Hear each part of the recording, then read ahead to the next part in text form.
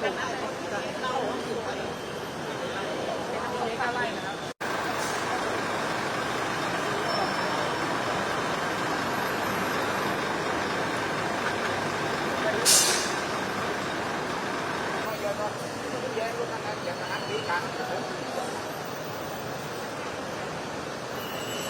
ายจบลงไป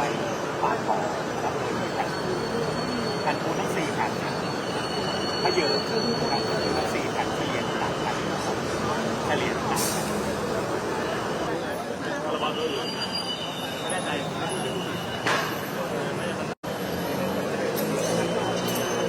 ราไม่เคยวัดแต่เราต้องผิด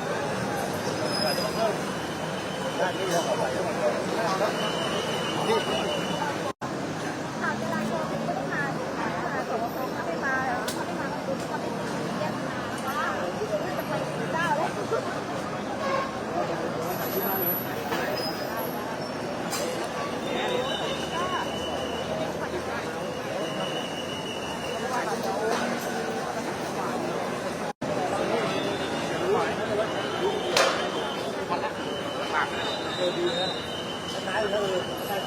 ครับคุณผู้ชมครับตอนนี้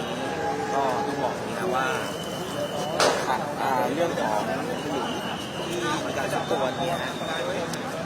ไปก่อนนะอันตรายมากเลยไม่ต้องหลังแนวครับ